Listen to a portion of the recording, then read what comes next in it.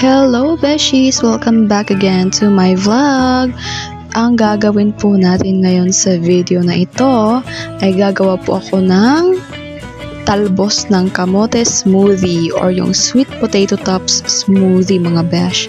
So purple leaves po yung binili ni mama dahil perfect po talaga sa akin dahil anemic po talaga ako. So pwede rin itong pang-ulam at naisip ko rin gawing smoothie naman para mas healthy, no? So, 30 minutes before breakfast, yan po yung iniinom ko. So, ayan, hugasan na po natin siya. And for our ingredients po, talbos lamang ng kamote.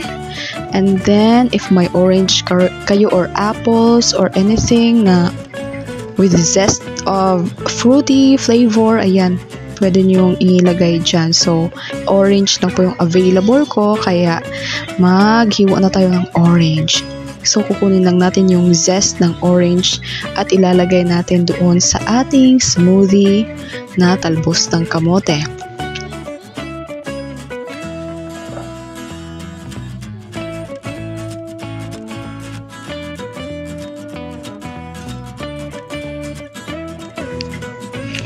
At ayan po, ready na po yung ating talbos ng kamote at yung ating orange at yung 1 cup of water, and then pwede rin kayo maglagay ng condensed milk or sugar para may sweetness naman yung ating smoothie. Ayan. So naka-ready na yung ating blender. So ilagay na natin siya. Ang talbos ng kamote o sweet potato leaves ay kilala sa kanilang maraming benepisyo sa kalusugan. Kabilang na rito dahil mataas ito sa nutrients. So ito ay mayaman sa vitamina A, C at saka B6. Pati na rin sa mga minerals tulad ng calcium, potassium at saka yung iron. So ang mga nutrients na ito ay mahalaga para sa pagpapanatili ng kalusugan ng balat, mata, immune system, at saka buto. So, meron din itong antioxidants tulad ng polyphenols.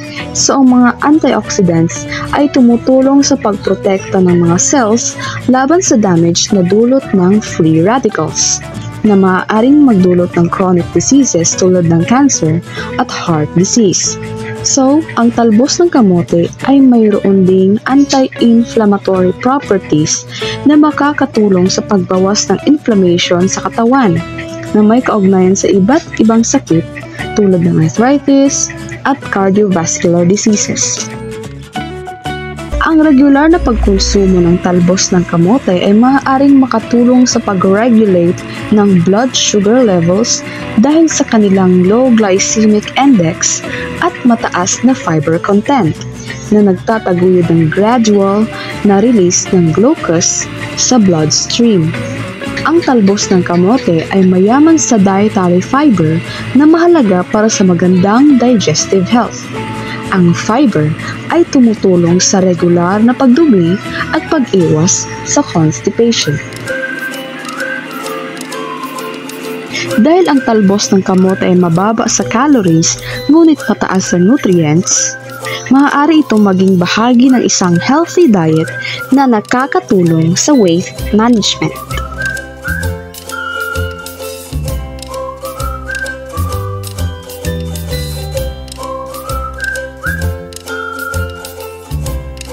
Sa kabuuan, ang talbos ng kamote ay isang nutritious at versatile na gulay na maaaring idagdag sa iba't ibang putahe para sa mas masustansyang dieta.